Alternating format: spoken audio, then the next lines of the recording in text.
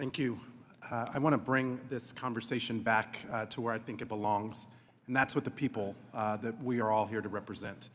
Secretary Kennedy, while you're here, your boss is en route to my district in Las Vegas, trying to rebrand the One Big Beautiful Bill. But back home, my constituents aren't buying what President Trump is trying to sell, because they're living the real-life consequences of higher cost, less certainty, and real fear about losing their coverage and their access to care.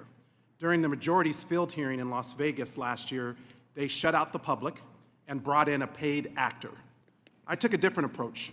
I invited my constituents to share their real stories about what these healthcare cuts would actually mean for them. And what I heard wasn't a matter of politics, but rather of survival. One of those constituents is Deja, a mother of a medically complex child, Shay. Shay was born at 30 weeks. He spent 3 months in the NICU and came home on an oxygen and feeding tube, one he still depends on to survive today. He needs in-home nursing, specialists, and ongoing care, all made possible by Medicaid. Without it, his family would face inaccessible costs and copays, leaving Shay at risk of failing to thrive. I've also heard from another constituent, Richard, who told me that at the beginning of this year, his marketplace premiums went up $1,700 a month. He said he and his wife are effectively out of the economy. They don't go out. They don't get to go to restaurants.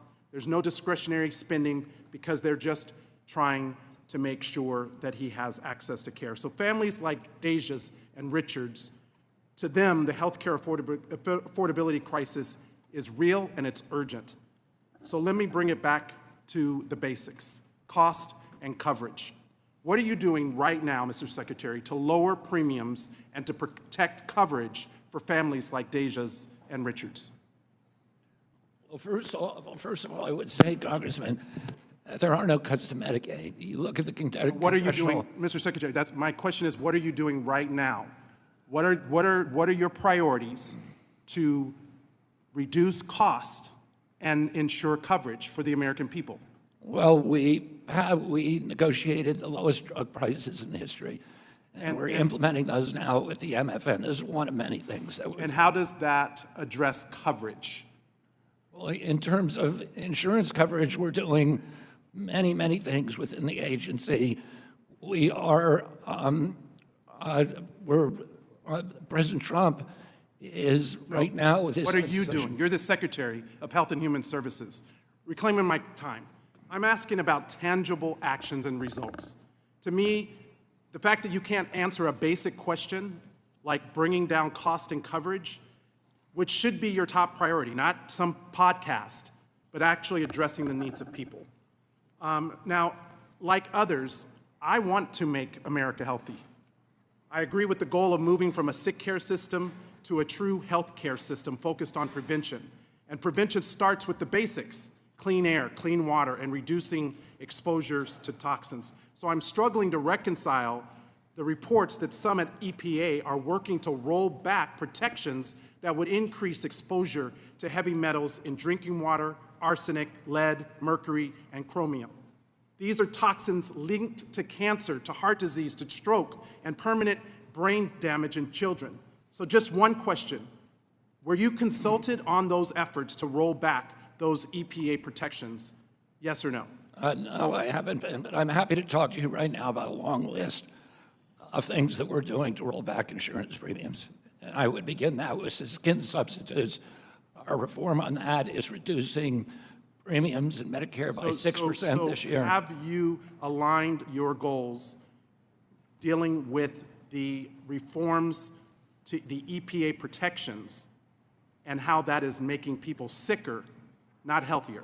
That was my question. Yeah, I could not answer those questions because it's you not can't answer the question as the Secretary. It's not my agency. You don't coordinate with the EPA, Mr. Secretary? Your department is not involved with rolling back protections that would increase exposure to heavy materials, even though it affects people's health? Is that what you're telling me? You don't coordinate? I say, calm down, Congressman. Don't tell me. Look, healthcare is personal to my constituents like Deja and Richard. Your time is over. Do not tell me to calm down. Healthcare is real. And if you can't answer basic questions, then maybe come prepared next time. I'm answering the question. You don't give me the chance to answer. You haven't given me a chance to answer. said you I'm happy didn't- to answer your you said question. you And weren't- you cut me off when I started to answer. You said you You started screaming not at consult- me. Okay, the with time has EPA. expired. We're going to move on. Mr. People Yakima. scream when they don't have much to say. You obviously don't have anything to say because you can't even uphold what it is you're Say it. doing to Mr. reduce Horsford, cost you're and 2 minutes coverage. over. Give me a chance to answer the question.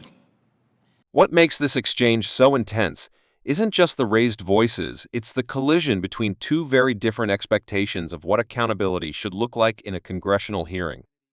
Stephen Horsford is coming into this moment grounded in constituent impact, while Robert F. Kennedy Jr. is responding from the perspective of broader policy direction. That mismatch is where the tension escalates. Horsford deliberately centers the conversation on real people.